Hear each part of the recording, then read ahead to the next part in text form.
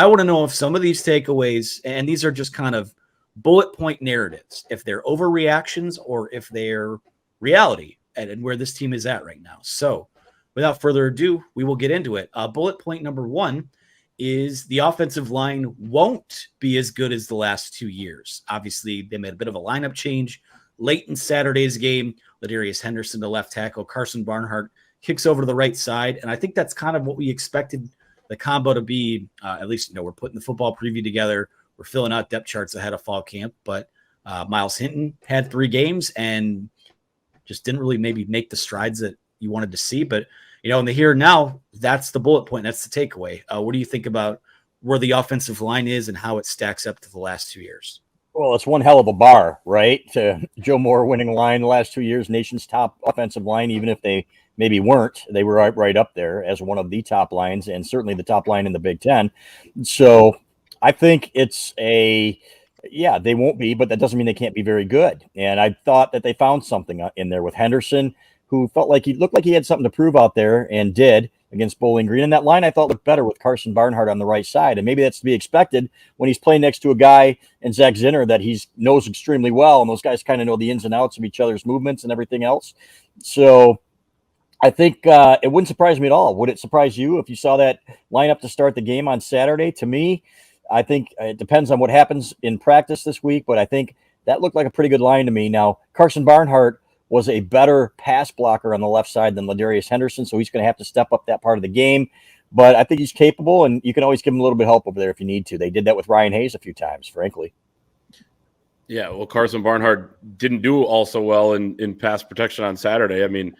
We'll see kind of what, like you said, practice probably determinant for those guys. I wouldn't be surprised at all, though, to see Ladarius Henderson in there. They didn't throw much when he was in the game, but his run blocking, I thought, was very, very good in a small sample size against a bad team. So, and that's kind of my point with the whole thing. I think it's probably an overreaction to say that just based on these first 3 games, but I didn't come into the year thinking this offensive line was going to be better than at least last year's line. I think last year's line was the best of the 3, and we'll see. They have a chance to prove me wrong there.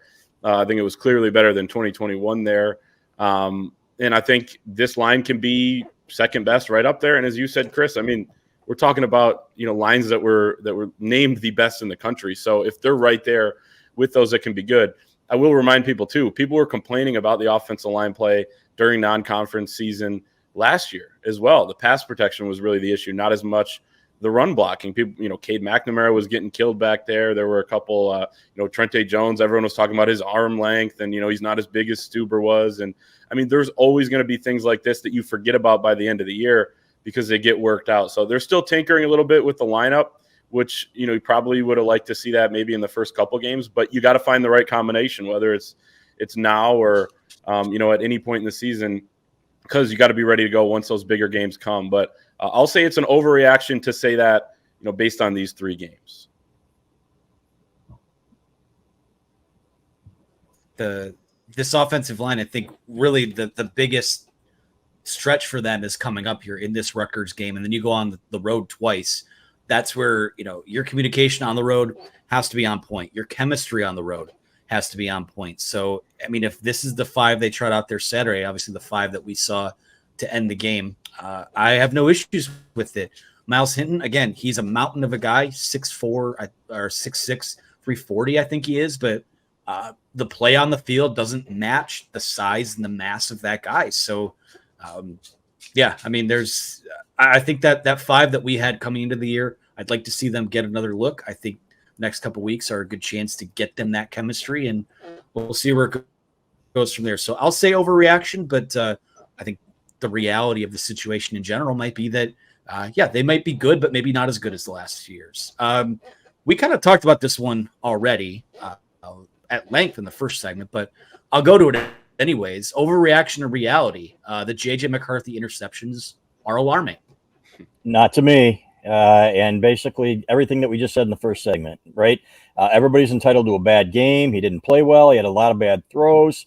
And I think that's just part of it. You know what? It happens. Stuff happens once in a while. I can tell you great quarterbacks everywhere.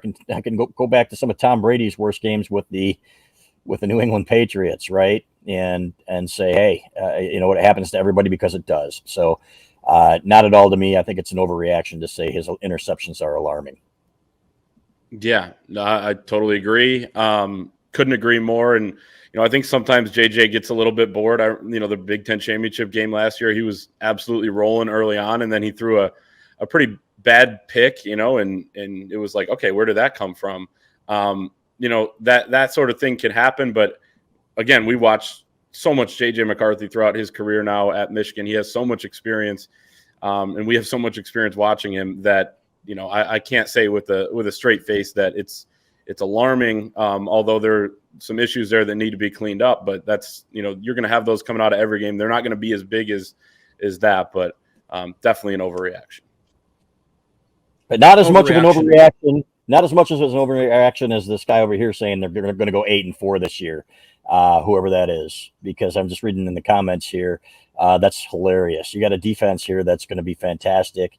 And they are going to. There's a question mark there, though. No. There was somebody before him that said, I'm being a realist. In other words, he's a Sparty or an OSU fan saying, I'm just a realist and this team's no good.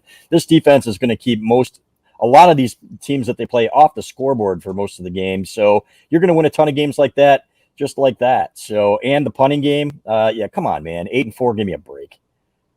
Well, overreaction to reality. Michigan's going 8-4 this season. Right. Yeah. I mean, I'm not going to give a ton of oxygen to that. I mean, we were getting these comments Saturday night too from people that I don't typically recognize on these live streams. So again, appreciate the comments. If that's how you feel, that's great. No, if that's how you feel, that's great. Would love to see the evidence for that. I mean, they don't play anyone this year, guys. I mean, they play Penn State and they play Ohio State. I mean, if they lose those games and they count for 2, sure. But yeah, I don't see that. But as Clayton is chopping here on the live stream, keep chopping. Anyways, keep chopping. Disrespect. Overreaction or reality. This could be Jim Harbaugh's best defense since he's been at Michigan. Too early to tell, but I think yes. And I will say it's reality because we haven't seen it at full strength yet. And you know what? The only points they've given up, fellas, for the most part, I think they gave up 6 in the first half to Bowling Green, but they didn't have half of their best secondary players in the game, and including a guy who can be a lockdown corner and a safety who is legit one of the better safeties I've seen at Michigan in the last 20, 30 years in Rod Moore. So, yeah, I think that's for real. I think Mike Elston is a guy who doesn't blow smoke, Michigan's defensive line coach, and he said this is the best front seven that I've ever been a part of or coached. And I think he was talking more about the line, but then he said front seven. And I'm right there with him. Now, guys, without giving it all away, it could be a little shorthanded on Saturday up front, which would be a bummer. But still, there's enough depth there that I feel very comfortable that they're going to be okay against Rutgers. It's a good thing that that they have some depth, and we'll see what happens. But to me, yeah, I'm buying on that. I think that's reality. And with that being said, they still have a lot to prove. The word "could" here is very important. I mean, it's definitely not an overreaction. I agree. It's reality, even though I'm not ready to crown them as Jim Harbaugh's best defense. 2016 was very good. You know, they had some other years where then it didn't go so well at the end, so it's kind of hard to give the crown to them. But in part because of Jesse Minter, too. The system they're running in this era right now of college football, it's perfect. And then the personnel is really good. They brought a lot back from last year. You do have a couple question marks still and didn't learn a ton from non-conference play. But, yeah, I think it definitely could be Jim Harbaugh's best defense by the end of the season. But, you know, what we've learned so far in non-conference play, it's too early to make any sort of judgment. But could is a very important word there. Yeah, could is carrying a lot of weight here for sure. Again, we'll see what happens. I think the pieces are there, especially if you get healthy on the back end. I mean, if everyone stays healthy, I think at least in that front seven, they're probably the most physical and athletic front seven that Jim Harbaugh's had. I think they've got a lot more guys that can make those big kind of explosive plays up front and in, you know, at the linebacker position. And obviously we haven't even really seen Will Johnson yet. And he could be a top, 10 NFL draft prospect, regardless of class right now, just given what he brings to cornerback room. So again, we'll see what happens there. Again, three weeks, a lot of overreactions coming out of the weekend. So we're playing the game. So the next one we go to, Chris, you kind of alluded to injuries. I would say overreaction or reality. The injuries on this team right now are a big concern. I think you're on mute.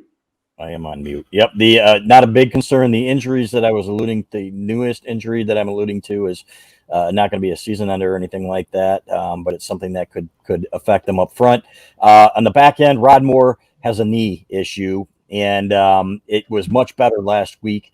This is from somebody very close to it, so they are optimistic that that's going to come on. It's not like one of those soft tissue injuries that can linger. Oh my God, it's a hamstring, and then he keeps pulling it like Nikhai Hill-Green. So everybody says, I hope this isn't like a Nikhai Hill-Green thing. It's not, no matter what. It's not. Now, could soreness come back? Could it linger? Could he re-injure it? Something like that? Sure. But it's not like that. So they're just being overly protective is what we are hearing. It's not like the Nikhai Hill-Green thing. Same with Will Johnson. This is from people close to him, from people in the building, stuff like that. Is it possible that he could have a setback or something? Sure. But as of now, it's not a big concern. I'll tell you what, if in 2 weeks they go to Nebraska without these guys, then it's a huge concern to me, because then it's like, okay, what don't we know? But or are people, as everybody, being untruthful, and that includes, and I'm telling you, everybody, everybody close to it. So it's not like we're guessing here, fellas. You have way too much faith in Jeff Sims. I would say I would be concerned if they have to go to Minnesota without. No, wait a minute. Not about the guy. I'm talking about, not about the team. I'm talking about if they're not back playing by then okay, then there's something's up. Yeah. Yep. No, I know. Will Johnson, Rod Moore. I mean, you're already really thin at corner.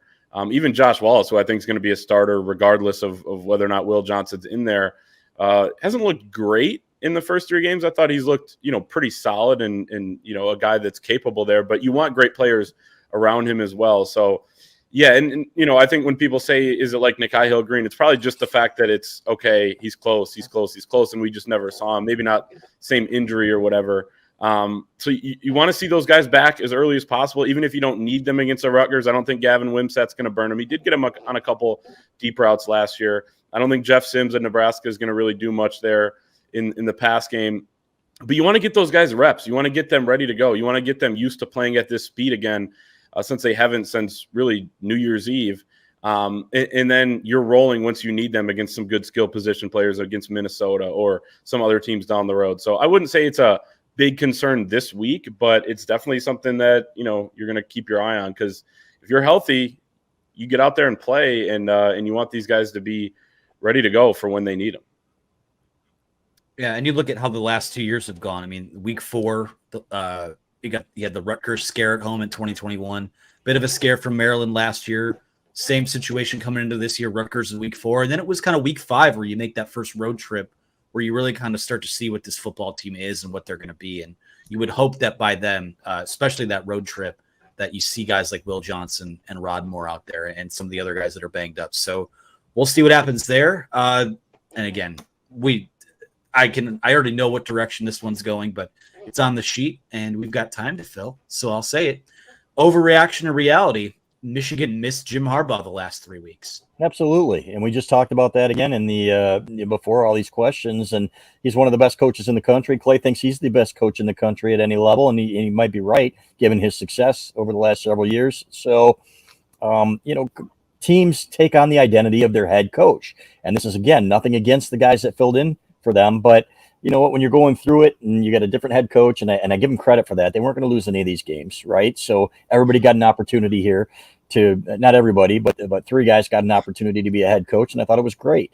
So, but having him there, the heart and soul of this program is absolutely huge, and having him on the sideline will be absolutely huge for them going forward. Yeah, almost everybody had the opportunity. Yeah. I mean, 4 out of your 10 assistants. And then you also promote Ben Herbert. You bring back your dad.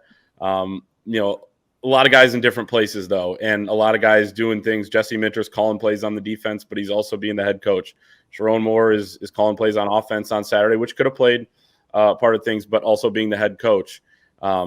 the head coach part would have complicated. Obviously, he's going to be calling plays the whole year. But so, yeah, they definitely miss Jim Harbaugh, even if we don't see it. And it's something you cannot prove. I mean, we cannot sit here and prove what the score would have been or how an individual or a unit or the team would have played had he been there. But pretty obvious, I would say that they miss Jim Harbaugh. Obvious. No reason to even, again, go more. That's bad show prep on my part. I'll throw one more in there, though.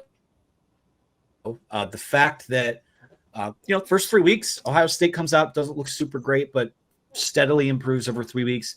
Penn State, I think, has looked pretty good. And I know you look at the score for the game at Illinois and people will kind of shrug it off, but I still think you go on the road in this conference and win by multiple scores. That's impressive.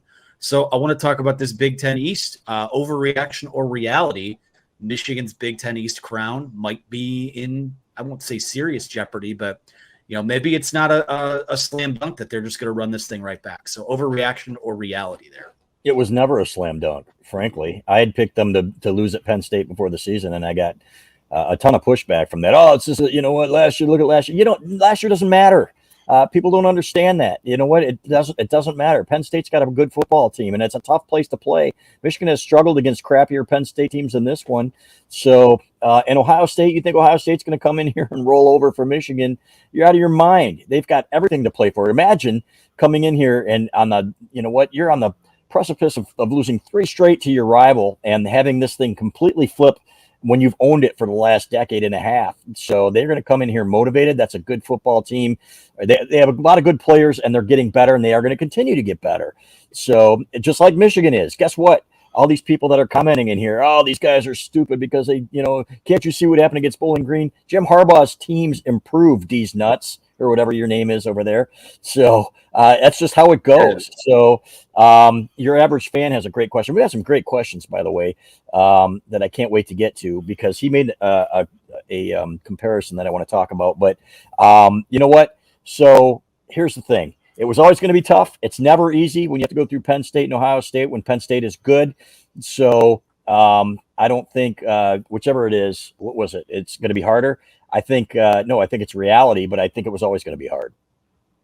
Yeah, I agree. I don't think it was a slam dunk. I picked Michigan to win the Big Ten, but if you look at the actual math of it, with 2 real other contenders, I mean, is that over 50% that I think? I mean, you could make the case, but it's probably under 50% chance. So no, I don't think it was going to be a slam dunk. I still don't, but nothing I've seen from either Ohio State or Penn State totally changes how I view it either. I still think Michigan will be the team at the end to win the Big Ten again. But yeah, I mean, that's why they play the games. I'm excited for some bigger games ahead.